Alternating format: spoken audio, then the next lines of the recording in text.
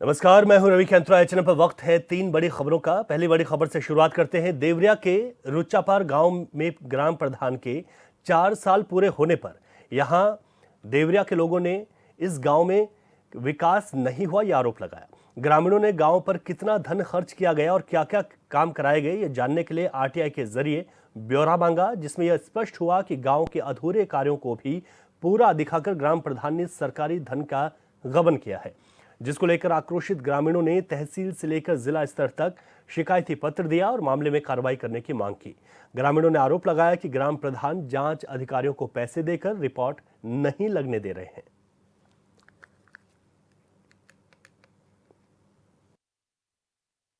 हमारे हमारे गांव की विकास व्यवस्था है बिल्कुल खराब है। हमारे यहाँ की कोई भी सड़क नहीं है, या न कोई ग्राम पंचायत है, ना कोई स्कूल है, ना ही सड़क आने जाने के लिए है। और यही एक दिखाई दे रहा है। क्या ये दुरुस्त शौचालय है? बिल्कुल खराब है, ये भी खराब पड़ा हुआ है। अब शिकायत तो नहीं किए हैं कहीं। प्रधान जी क्या कहते हैं इसकी? ग्राम प्रधान जी से तो मैंने इस सड़क के विषय में कई बार कहा है। शौचालय के विषय में तो मैंने नहीं कहा, लेकिन सड़क के विषय में मैंने कई बार कहा है कि हमारे यहाँ सड़क की बहुत दुर्दशा है।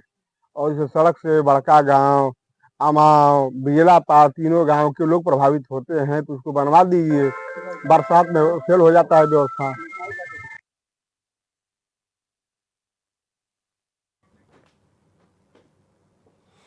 अधिक जानकारी के साथ हमारे संवाददाता विजय तिवारी फोन लाइन पर हमारे साथ हैं। विजय, यहां पर जो सवाल उठ रहे हैं कामों को लेकर और आरटीआई के जरिए जो खुलासा हुआ है, कौन कौन से ऐसे काम हैं जहां पर काम नहीं कराया गया लेकिन इस पैसे की बंदरबाट हुई है, और क्या कुछ आरोप यहां पर लगाते हुए नजर आ रहे हैं स्थानीय? जी, आपको बता दें, ग्रामीणों का ये आरोप है कि ये जो रुच्चापार ग्राम सभा है, यहाँ के ग्राम प्रधान शौचालय मरम्मत और पंचायत भवन मरम्मत के नाम पर लाखों का धन उठा लिए हैं। उसके बाद भी मरम्मत नहीं हुआ और वैसे ही ध्वस्त व्यवस्था में चल रही। वैसे ही सामुदायिक शौचालय जो है उसका भी यही स्थिति है। वहां पर भी लाखों रुपए उठाए गए हैं, जहां की हैंडपंप से पानी नहीं आ रहा है, लोग अपने घरों से पानी लेकर के जाते हैं। वहीं अंदर के टाइल्स और सीट भी टूटे पड़े हैं। अब विजय, जिस तरीके से आरोप लगे हैं, तो क्या यहां पर कोई जांच की जाएगी इसको लेकर? क्या यहां पर कहा जा रहा है? इस संदर्भ में शिकायतकर्ता से जब बात हुई, शिकायतकर्ता का ये कहना है कि मेरे द्वारा बीते 3 माह पूर्व नोटरी बयान हल्फी के साथ शिकायत किया गया, जिसमें की टीम गठित की गई, जिसमें जिला बेसिक शिक्षा अधिकारी और एक और अधिकारी जिनको नामित किया गया था। ये दोनों लोग जांच करने 3 बार आए, लेकिन अभी तक उसमें कोई रिपोर्ट दाखिल नहीं किया, जिससे कि यह स्पष्ट हो सके कि इसमें जांच पूर्ण हुआ या नहीं। अच्छा, अब शिकायतकर्ता का क्या कहना है यहाँ पर विजय, क्योंकि वो तो अभी तक की जांच से संतुष्ट नहीं है, ऐसे में आगे क्या करेंगे? शिकायतकर्ता का ये कहना है कि ये जो सरकार की जीरो टॉलरेंस की नीति चल रही है, उस पे अब ये यहाँ पे जांच भ्रष्टाचार में संलिप्त हो जाए। अधिकारी भी जो आए हैं वो प्रधान के धन और बल के प्रभाव में आकर के जांच रिपोर्ट प्रस्तुत नहीं कर रहे हैं, जिसको लेकर के शिकायतकर्ता का कहना है कि मैं मुख्यमंत्री दरबार में जाऊंगा, वहां भी शिकायत करूंगा और ठीक है, यहाँ से भी नहीं होता तो मैं केंद्र तक जाने का प्रयास करूंगा। ठीक है विजय, इस वक्त जिस शिकायत को करते हुए यहाँ पर शिकायतकर्ता नजर आए वही हमारे साथ फोन लाइन पर हैं। सुमेर पाल, आपका बहुत स्वागत है। और जो यहाँ पर अनियमितताएं हुई हैं, क्या कुछ खुलासा हुआ आरटीआई के जरिए, और अभी तक की जांच को लेकर क्या कहना है आपका? सुमेर पाल जी। हाँ सर, अभी तक जांच सर हो गया 6-7 महीना। जांच अधिकारी नामित हुए 13 तारीख को आए जनवरी में, आज तक रिपोर्ट नहीं लगा। कितने बार हमने मतलब मुख्यमंत्री पोर्टल पर मतलब जिला अधिकारी को प्रार्थना पत्र दिया कि हमारे समस्या का समाधान करिए। कितने बार हो गया, आज तक कोई रिपोर्ट नहीं लगा। अब बिना काम कराए पैसा निकाल ले रहा है प्रधान सेक्रेटरी। अभी क्योंकि आपने ये बड़ा आरोप लगाया है कि काम नहीं हुआ, उसके बावजूद तो जो मिली भगत है, आप आगे क्या करेंगे? अभी की जांच से आप संतुष्ट नहीं है तो आगे क्या अगला कदम है आपका? अभी आगे जहाँ तक अभी नहीं सुनवाई हो रही, आगे बढ़ेंगे जहाँ हमारी सुनवाई होगी। हम इसको छोड़ेंगे नहीं, मतलब जब तक खुलासा नहीं हो जाता है, मतलब काम मतलब धरातल पर हो। ऐसे बताइए, उसके बाप का किसी को पैसा थोड़ी ना है कि मतलब इसे बिना काम कराए पैसा निकल जाएगा। बिल्कुल, ग्राम प्रधान का इस पर क्या कहना है अभी तक? ग्राम प्रधान देखिए, आज तक अभी हमें रास्ते पे और खदगड्ढा पे पूरा मकान बना लिया, उसपे भी मतलब 2022 से हम लोग प्रार्थना पत्र दे रहे हैं। आज तक कोई अधिकारी अपने सामने नहीं आया उसका पैमाइश कराने। एक नेकपाल मानो रितेश यादव है, मानो हमारे हम आवेदक है सुमेर पाल, हमारे जगह पर राम यादव का आवेदक बना दिया है। और उसके बाद 22B का मुकदमा खारिज हो गया उसी की रिपोर्ट पर। उसके बाद हमने मान डीएम साहब को कई बार कहा फर्जी आवेदक पर 6 महीना, वो 24 तारीख से माना दे रहे हैं 24/9 को, तब से अब तक आज तक कोई कार्रवाई नहीं हुई। कितने बार डीएम साहब को आदेशित हुआ कि जांच करिए, कोई आज तक अधिकारी अपने सामने न खड्डा न पाया, न रास्ता न पाया, न फर्जी आवेदक पर कोई कार्रवाई हुई। सुमेर पाल जी, कौन कौन से ऐसे काम है जिसमें अनियमितताएं आई, मुख्य काम आप गिना पाए? सर अभी मान स्ट्रीट लाइट एकदम लगवाया नहीं, पैसा निकल गया। सुनील गोंड के घर से रजाक के गोंड तक, रजाक मियाँ के घर तक पर्सनल पैसे से नाली बनवाए, उस पर पैसा निकाल लिया।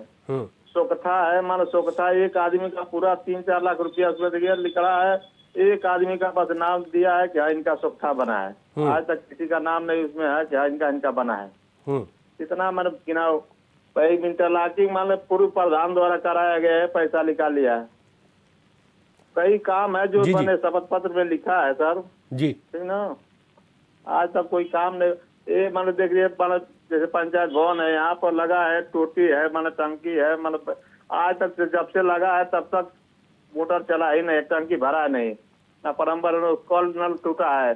आज तक वीडियो साहब आए थे, सामुदायिक शौचालय बिजला पार में बना है माना ग्राम सभा में, जी वहाँ सारे पूरा टाइल्स जो टूटे हैं, मतलब लोग बाहर से पानी भर कर आते हैं, बाहर से ले आकर धोती होती है।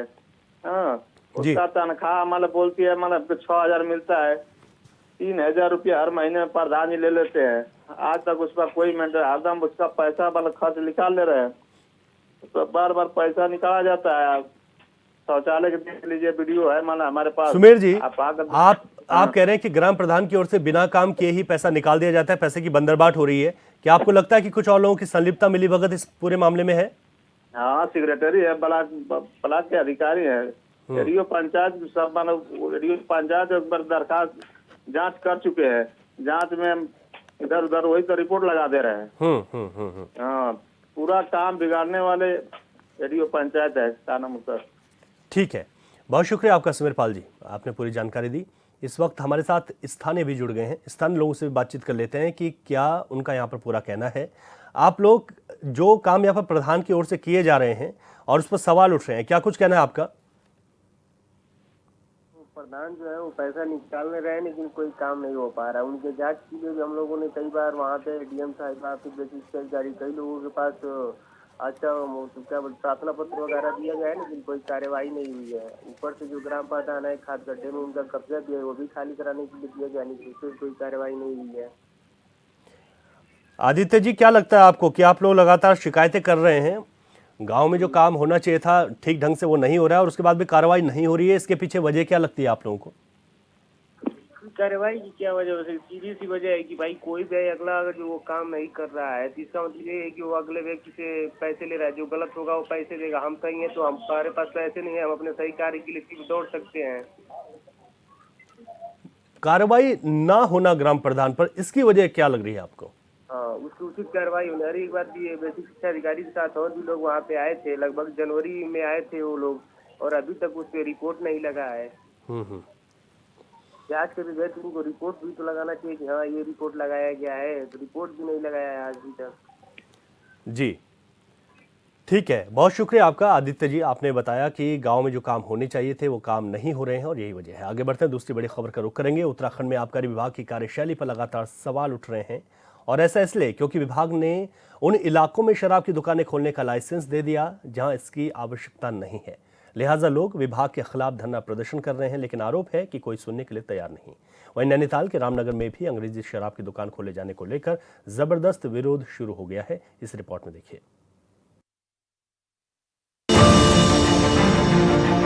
शराब की दुकान बंद करो, बंद करो, बंद। नैनीताल के रामनगर के मालधन नंबर 6 में अंग्रेजी शराब की दुकान खोले जाने को लेकर जबरदस्त विरोध शुरू हो गया है। क्षेत्र के लोग अंग्रेजी शराब की दुकान पर धरना करते हुए धामी सरकार के खिलाफ जमकर नारेबाजी कर रहे हैं और शराब की दुकान को तुरंत बंद करने की मांग कर रहे हैं। अवैध रूप से संचालित की जा रही है, जो कि हमारे संज्ञान में आया है कि ये यहाँ के लिए मालधन के लिए आवंटित ही नहीं थी, जिसे अवैध रूप से यहाँ पर चलाया जा रहा है। जबकि हाथीडंगर रोड मालधन, हाथीडंगर रोड यहाँ से काफ़ी दूर है। ये ग्राम पंचायत गोपाल नगर नंबर 6 है। यहाँ पर ये इसका मतलब कि अवैध रूप से यहाँ पर संचालित की जा रही है। दूसरा हमारा ये कहना है कि जो नशे की ओर सरकार हमें ले जा रही है, हमारी युवाओं को बर्बाद करने की सोच रही है। शिक्षा, यहाँ पर शिक्षा अच्छी हो, स्वास्थ्य सुविधाएं अच्छी हो, अस्पताल है हमारे वहाँ पर मालधन चौड़ में, लेकिन उसमें अल्ट्रासाउंड की कोई व्यवस्था नहीं है। महिलाओं को हमारी काशीपुर जाना पड़ता है, उसकी ओर ध्यान हो, ना कि नशे की ओर। स्थानीय लोगों का आरोप है कि सरकार विकास की दिशा में कोई ठोस कदम नहीं उठा रही। न ही शिक्षा की समुचित व्यवस्था है और न ही इलाज को बेहतर किया जा रहा है। लेकिन इसके विपरीत सरकार लोगों को शराब परोसने की तैयारी में जुटी है। ग्रामीणों का आरोप है कि शराब की दुकानें कागजों में जिस जगह दिखाई गई है, वहां से हटाकर भीड़ भाड़ वाले इलाके में शराब की दुकानें खोली गई है। जैसा कि मालधन चौड़ में सब लोग जो एससी बाहुल्य क्षेत्र है, यहाँ पे जो हाथीडंगर में स्वीकृत दुकान है देसी शराब की, अंग्रेजी शराब की, उससे जो है साजिशन तौर पर कुछ लोगों ने साजिशन तौर पर अपने फायदे के लिए मालधन चौड़ में इसका दुकान खुलवाई है।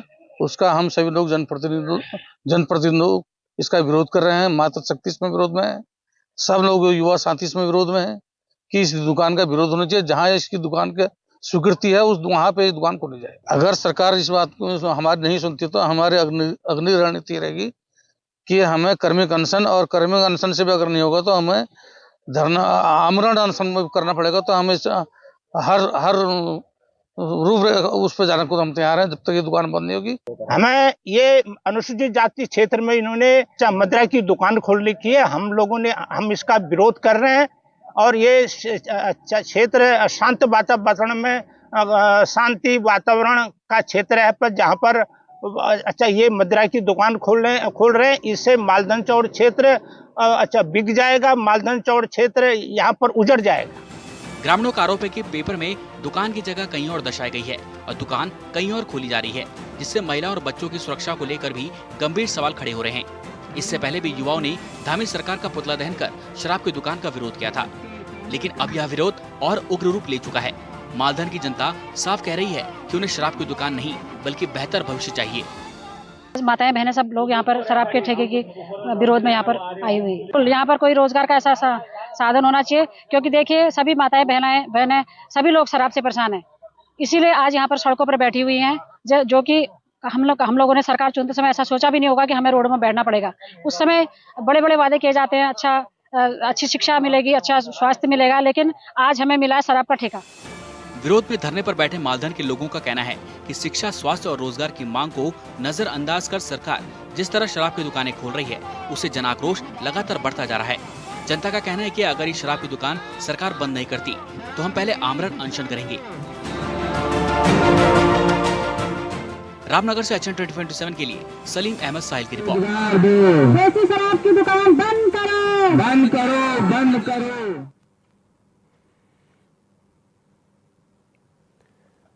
अधिक जानकारी के साथ हमारे संवाददाता सलीम अहमद साहिल इस वक्त फोनलाइन पर हैं। सलीम, रामनगर में जो विरोध हो रहा है शराब के ठेके को लेकर, यह भी कहा जा रहा है कि अवैध तरीके से यहां पर चलाया जा रहा है। ये ग्रामीण जो विरोध कर रहे हैं, इसके बाद अभी तक क्या कोई विभागीय तौर पर इस पर देखा गया है इनके विरोध को, क्योंकि कार्मिक अनशन और आमरण अनशन की भी चेतावनी दी है?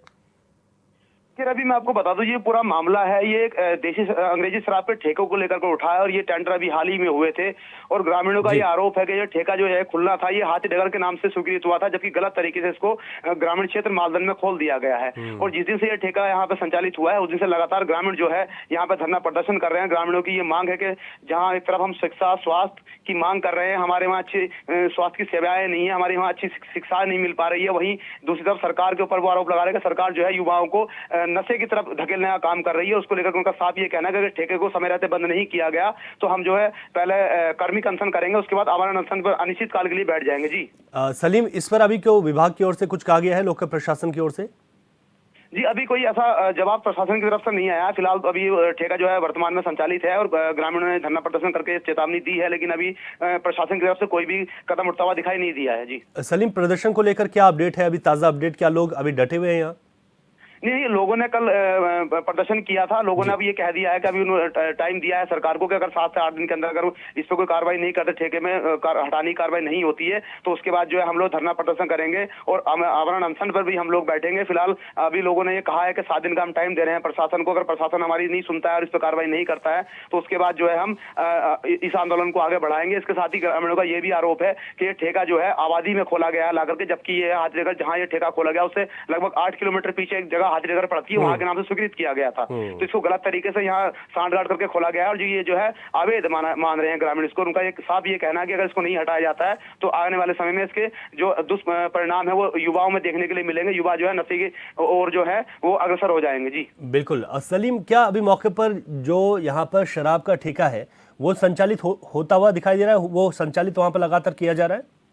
जी बिल्कुल, जिस दिन से वो ठेका वहां पे खुला, ग्रामीणों के विरोध के बावजूद भी वो ठेका जो है खुल रहा है, संचालित किया जा रहा है उसको। और अभी तक जो है आबकारी विभाग की तरफ से कोई भी कदम नहीं उठाया गया, जबकि आबकारी विभाग को इसका संज्ञान लेना चाहिए था कि ठेका अगर स्वीकृत नहीं हुआ था यहाँ पे तो किसकी सह पे आकर ये ठेका यहाँ पे खोला गया है। और जब ग्रामीण इसका विरोध कर रहे हैं तो अधिकारियों को मौके पर आकर के ग्रामीणों से बात करनी चाहिए थी, ग्रामीणों को समझाना चाहिए था कि ठेका यहाँ के लिए स्वीकृत हुआ है, तो उनको बताना चाहिए था। आखिर क्यों अधिकारी इस बैकफुट पे जा रहे हैं? इसमें अधिकारियों की जिम्मेदारी बनती है कि अगर सरकार ने टेंडर के तहत ये ठेका यहाँ पे खोला है तो उनको समझाना चाहिए ग्रामीणों को आकर के ठेका यहीं के लिए स्वीकृत हुआ, जबकि ये जो है ठेका यहाँ से लगभग 7 किलोमीटर पीछे बताया जा रहा है। हाथीनगर एक जगह पड़ती है, वहां के लिए बताया जा रहा है कि वहां स्वीकृत हुआ था। ग्रामीणों का यही कहना है। ठीक है सलीम, यहाँ पर कितना ये पूरा क्षेत्र है जो कि इससे प्रभावित होगा और क्या सभी लोग एकजुट होकर इसको हटाने की मांग कर रहे हैं यहाँ पर? जी देखिए, अभी मैं आपको बता दूं, अगर क्षेत्र की हम बात करें तो रामनगर का जो ग्रामीण क्षेत्र मालधन है, लगभग इसमें अगर सारे वन ग्रामों को कभी लगाकर हम बात करें तो लगभग 23 गांव हैं छोटे बड़े, जिसमें 7 ग्राम सभाएं भी शामिल हैं। और अगर आबादी की हम बात करें तो लगभग 40,000 की आबादी और 18,000 लगभग यहाँ का वोट बैंक है। एक तरीके से रामनगर की विधायक की राह तय करने वाला जो है क्षेत्र माना जाता है मालधन को। बड़ी आबादी यहाँ पर निवास करती है, तो इसलिए ग्रामीणों का ये भी कहना है कि इतनी बड़ी आबादी वाला ये क्षेत्र है और यहाँ पर जो है मजदूर लोग वर्ग के लोग रहते हैं और जो है शराब की लत से जब बच्चे इस लत में घुसेंगे तो कहीं ना कहीं पहले से ही वो लोग परेशान है। ग्रामीण क्षेत्रों के अंदर इस समय समस्याएं ज्यादा होती हैं, तो उसको लेकर के ग्रामीणों का ये भी कहना है कि हमारे युवाओं को अच्छी शिक्षा मिलनी चाहिए थी, अच्छा रोजगार मिलना चाहिए था, वो तो ना मिल करके और सरकार जो है एक तरफ से हमें बच्चों को शराब परोसने की तैयारी कर रही है। बिल्कुल ठीक कह रहे हैं आप। बहुत शुक्रिया सलीम आपका जानकारी के लिए। ओम प्रकाश हमारे साथ इस वक्त जुड़ गए हैं, ब्लॉक अध्यक्ष हैं कांग्रेस के। ओम प्रकाश जी, आपका बहुत स्वागत है HNN पर। जी धन्यवाद सर। यहाँ पर मालधन क्षेत्र में जो शराब की दुकान खुली उसका विरोध लगातार चल रहा है, आप लोगों का क्या कहना है इस विरोध प्रदर्शन पर जो कि स्थानीय लोग इसका विरोध कर रहे हैं? जी सर, हमें तो मालधन जोड़ में विकास की दर ऊंचाई पर होनी चाहिए थी, जो ऊंचाई पर ना जाके विकास दर में इस समय जो है शराब की दुकान खोली जा रही है। हमारे युवा बेरोजगार हैं, युवा जो है कुंठा महसूस कर रहे हैं कि आए दिन सरकारी नौकरी निकल रही है, उसमें भी जो है कभी पेपर लीक हो रहा है, कभी कुछ हो रहा है, उसके कुंठा के अंतर्गत में होने के बाद भी यहाँ पे शराब की दुकानें खोली जा रही है, अंग्रेजी की शराब की। इसका हम लोग घोर विरोध कर रहे हैं, पूरी जनता इसका विरोध में है। मालधन चौड़ पहले से ही कच्ची शराब की लत में डूबा पड़ा हुआ है जी। और समय समय पर शासन प्रशासन आबकारी और पुलिस जो है शराब बंद कराने की, भट्टी तोड़ने की कार्रवाई करते रहती है। जी। और भट्टी जो शराब कच्ची तोड़ते हैं वो कभी घने जंगलों में चले जाते हैं शराब तोड़ने के लिए, तो वहाँ भी पुलिस उनका पीछा करती है। तो लगभग बंद होती रहती है और चलती रहती है। और इस आधार पर अगर अंग्रेजी की शराब की दुकान खुलेआम यहाँ पे खुलेगी तो इससे युवाओं का भविष्य अंधकार में रहेगा और विकास तो विकास छोड़े विनाश होगा। किस तरीके से आप अपना विरोध अब जाहिर करेंगे, क्योंकि स्थानीय लोग तो कर ही रहे हैं, आप एक पॉलिटिकल पार्टी के ब्लॉक अध्यक्ष हैं, तो आप लोगों का कैसा विरोध रहेगा, स्थानीयों के साथ क्या सहयोग रहेगा? हमारा स्थानीयों के साथ में रखे हम विरोध धरना प्रदर्शन में अगर माने हैं ठीक है, नहीं तो कर्मी अनशन से भी नहीं होगा तो फिर आपका जो है भूख हड़ताल की जाएगी। ठीक है ओम प्रकाश जी, शुक्रिया आपका। आप ब्लॉक अध्यक्ष हैं कांग्रेस के, आपने कहा कि ये प्रदर्शन लगातार जारी रहेगा। आगे बढ़ते हैं, तीसरी बड़ी खबर का रुख करते हैं। हर कोई अपने क्षेत्र में विकास देखना चाहता है, लेकिन जब विकास कार्यों में भ्रष्टाचार की बू आए तो फिर उसे कैसे स्वीकार कर सकते हैं? ठीक ऐसा ही मामला देहरादून के डोईवाला क्षेत्र में देखने को मिला, जहां विकास कार्य के नाम पर रोड बना दी गई, लेकिन अब वही रोड लोगों के लिए जी का जंजाल बन गई है। इस रिपोर्ट में देखिए।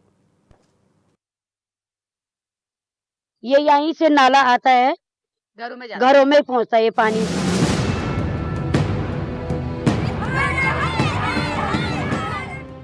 तस्वीरें उत्तराखंड के पहाड़ी जिले चमोली या उत्तरकाशी की नहीं हैं, बल्कि विरोध की तस्वीरें राजधानी देहरादून के डोईवाला की है। जहां वर्षों की मांग के बाद सड़क का निर्माण तो शुरू किया गया, लेकिन ठेकेदार की मनमानी और मानक के अनुरूप कार्य न होने से महिलाओं ने काम को रुकवा दिया है। हमारी रोड ये 12 फीट की थी, इन्होंने 9 फीट कर दिया। इधर भी पानी उधर भी पानी। ये पुलिया मेन तो पुलिया है हमारा, ये यहीं से नाला आता है, घरों में पहुंचता है ये पानी। हमें बहुत दिक्कत आती है। अरे ये 9 फीट रोड बन रखी है, जो बाद में ये बरसात में पानी आएगा तो एक्सीडेंट का खतरा नहीं है। एक्सीडेंट का खतरा है इधर से भी उधर से भी। हमें 12 फीट रोड चाहिए तो चाहिए। महिलाओं का आरोप है कि प्रस्तावित 12 फीट की सड़क को सिर्फ 9 फीट ही बनाया जा रहा है और ऊपर से सड़क का ढलान भी गांव की तरफ दिया जा रहा है। लिहाजा बरसात के दिनों में सड़क का पानी गांव में घुस जाएगा, जिससे घरों को काफी नुकसान हो सकता है। आरोप है कि सड़क के दूसरी तरफ जगह होने के बाद भी ठेकेदार मनमानी कर रहा है। अब मेन सिटी बस भी आती है, रोडवेज भी आते हैं, ट्रक भी आते हैं। अब विधायक जी बोले कि ट्रक रोको, हम 12 बजे रात रोकने जाएंगे। हम 12 बजे रोकने जाएंगे हम, तो हमें 12 फीट रोड चाहिए तो चाहिए। नहीं बनेगी, हमने काम बंद कर दिया। हम यहीं पर धरना पे बैठे, हो सके हम आगे भी पहुंच जाएंगे। दरअसल वर्षों से लच्छीवाला वन रेंज कार्यालय से दुधली मार्ग से जोड़ने वाली सड़क के जीर्णोद्धार की ग्रामीण मांग कर रहे थे, जिसे वर्षों तक पूरा नहीं किया गया। अब जब डोईवाला विधायक बृजभूषण गैरोला ने सोमवार को इस सड़क का शिलान्यास किया और 58 लाख रुपए की लागत से बनने वाली इस सड़क का निर्माण शुरू हुआ, तो ठेकेदार मनमानी करने लगा, जिसका स्थानीय महिलाओं ने पूरा विरोध किया। ये मांग है कि एक तो बहुत साल बाद ये रोड बन रही, ये भी बना रहे 12 का, इन्होंने 10 का 9 कर दिया। दूसरे में पानी का जो ढाल है, न तो इधर हुआ न तो उधर गांव की तरफ ढाल कर दिया। बच्चों को हम जो है पीठ में बो के स्कूल में ले जाते हैं, वहाँ नीचे यहाँ गाड़ी नहीं आ पाती बड़ी बस। और जो है गांव वालों की तरफ सारा पानी रहा है, सारे गांव के मकान खतरा हो गया। जंगलात ने अपनी बाउंड्री बता दी, गांव को नुकसान करा दिया। अब इसमें हम क्या कर पाएंगे। ग्रामीणों ने आरोप लगाया कि कहा जा रहा है कि पहले सड़क 12 फीट चौड़ी थी, जो कि अब मात्र 9 फीट चौड़ी बनाई जा रही है। ग्रामीणों ने सड़क का कार्य रुकवाते हुए जोरदार नारेबाजी करने के साथ धरना प्रदर्शन किया और कहा कि जब तक हमारी मांगे नहीं मानी जाती, सड़क 12 फीट चौड़ी तक नहीं की जाती, तब तक इस सड़क का निर्माण कार्य नहीं होने दिया जाएगा। बोलने नहीं दिया, वहाँ मुंह बंद कर दिया हमारा, बोलने नहीं दिया। वहाँ बोले चुप रहो चुप रहो। मैंने ये भी बात करी कि भाई फ्लाईओवर से नीचे जो है रोड आनी चाहिए। उन्होंने बोले बन रहे भाई। मैंने कहा हमारे सुनने में न्याय नहीं बना, हमें तो मेन वहाँ से चाहिए यहाँ आने के लिए। और किसी ने बोला कि नहीं बन रहे या अफवाह मचा रखा, ऐसा बोला। अभी सुना हमने कि यहाँ से काम शुरू। साथ में इतनी दिक्कत आती है कि हम गेट से बाहर नहीं आ पाते। सारा नया गांव जो देहरादून का जो मलमा आता है यहाँ पर जमा हो जाता है, और हम लोग पाता हम बेलचा से फेंकते वो मलमा को। बिल्कुल सड़क नहीं, ये अगर ये रोड नहीं बनेगी तो हमारा धरना जारी रहेगा। मतलब 1-2 वर्षों बाद सड़क की मांग पूरी हो रही है, ऊपर से ठेकेदार गुंडागर्दी कर जैसे तैसे सड़क निर्माण कर पैसों के बंदरबाट करना चाहता है। लेकिन हैरानी की बात यह है कि विरोध प्रदर्शन के बाद भी विभागीय अधिकारी कान में तेल डालकर सोए हुए हैं। अगर ऐसा नहीं है तो फिर इसकी जांच और ठेकेदार पर कार्रवाई क्यों नहीं की जा रही, ये बड़ा सवाल है। डोईवाला से HN 24/7 के लिए संजय राठौड़ की रिपोर्ट।